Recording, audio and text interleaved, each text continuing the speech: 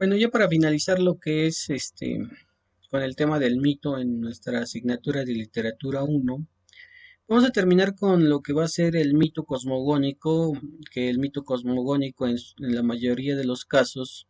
eh, creo que es el mito con más frecuencia y con el que tiene mayor, eh, digamos que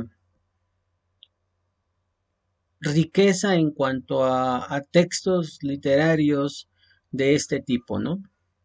Recordemos que los mitos cosmogónicos, apuntando a la idea de que los mitos cosmogónicos pues vienen de una terminología, de una terminología griega que es cosmos, que en este caso es de cosmos y gónico, que a su vez lo que implica es tener una visión o cosmos, una visión de lo que es el origen del universo o el origen de las cosas, ¿sí? Los mitos cosmogónicos están definidos en tres momentos, en tres circunstancias, de las cuales las primeras es que los mitos cosmogónicos van a intentar explicar la creación del mundo, hablando de el mundo como un universo, como un todo, de lo que nosotros podemos ver y observar, ¿no? Entonces, podemos tener mitos de este tipo en cuanto al origen del universo o del mundo, de las cosas, como puede ser de una manera científica, como puede ser de una manera religiosa, ¿sí? Todo depende de la cultura y de la tradición oral de la cual se esté moviendo. Entonces, por eso puedo decirles que puede ser uno de un carácter científico, de un carácter religioso y de un carácter un poquito más cultural, más espiritual, donde se encasille, digamos que la idea de la creación conforme a la humanidad. Entonces, los mitos cosmogónicos, como definición más clara y más sencilla, es que intentan explicar la creación del mundo. Por otro lado, podemos definir que los mitos cosmogónicos son todos aquellos textos eh, o transmitidos de la tradición oral, porque a fin de cuentas estos son mitos que viven en la tradición oral y que están frecuentados por narradores, narradores que en su momento por lo regular son ancianos, son jefes de casa o de tribu o de otras, otro núcleo social, que son los que se van a encargar de transmitir esas emociones y esos textos fantásticos de los cuales la tradición oral siempre va a estar encaminado a transmitir ciertos valores, ciertas emociones. Y por eso podemos decir que son universales porque están en boga de todos.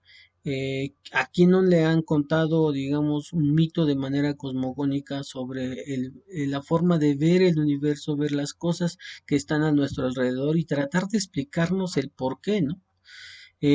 Como es el caso de los aztecas, de los mayas, de los teotihuacanos, que son los que tienen una riqueza muy, muy fuerte en cuanto a la tradición sobre la cosmovisión del mundo y la visión del mundo que para ellos en su momento les empapaba y les gustaba, ¿no? Entonces, es por ello que son universalmente. eh, y les decía hace un rato, son los textos que tienen una mayor cantidad de producción literaria, de producción oral, que se transmite de generación en generación y que todos estos mitos que tenemos aquí que podemos hablar con respecto a eso son a menudo parte fundamental del origen de un pueblo, de una nación, de la fundación de de estas regiones o de estas partes, pero muchos de ellos se ubican en una situación contextual muy dinámica, porque para algunos mitos cosmogónicos siempre está presente lo que va a ser el sol, el universo, sí, el universo, o como aquí lo mencionamos, siempre va a estar identificado por el océano. Entonces son tres que realmente son prácticamente o el aire, ¿no? Entonces prácticamente estaríamos hablando de las cuestiones de los elementos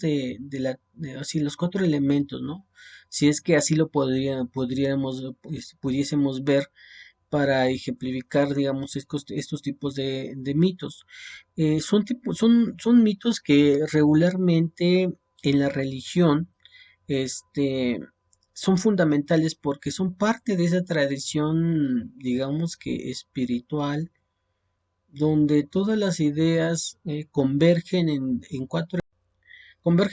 elementos y que estos elementos pues son funcionales para la construcción de ciertos grupos sociales, económicos, culturales y políticos, hasta en algún momento, ¿no?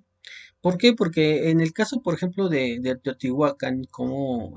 se origina, digamos, el mundo, la visión teotihuacana, pues implica mucho porque al final de cuentas estaban los aztecas, teotihuacanos y los mayas que a diferencia de que estaban fuera de sí o estaban distanciados los mayas con los teotihuacanos y los aztecas, al final de cuentas tenían una relación de ver el mundo de acuerdo al universo, de acuerdo a las cosas, de acuerdo a cómo se podían construir, ¿no? Y entonces son relatos muy certeros, muy impactantes en algún momento, en cómo los elementos de la Tierra pueden funcionar para ejemplificarlo, ¿no?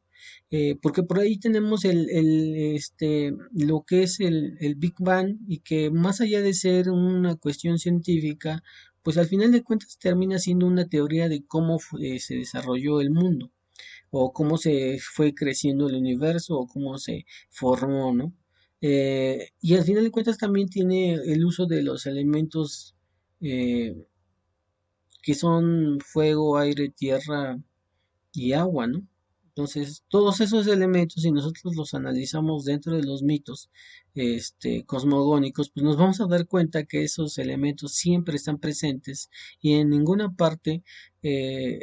hacen o no utilizan esos elementos, ¿no? Si nos van a leer unos textos en los cuales pues se van a identificar cuáles son esos elementos básicos de los mitos cosmogónicos y que siempre están presentes. Entonces,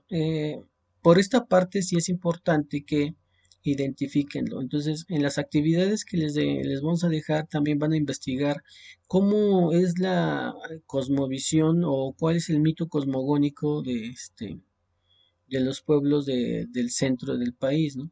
Entonces, eso sería. Por mi parte, por esta sesión, pues sería todo y les vamos a pedir que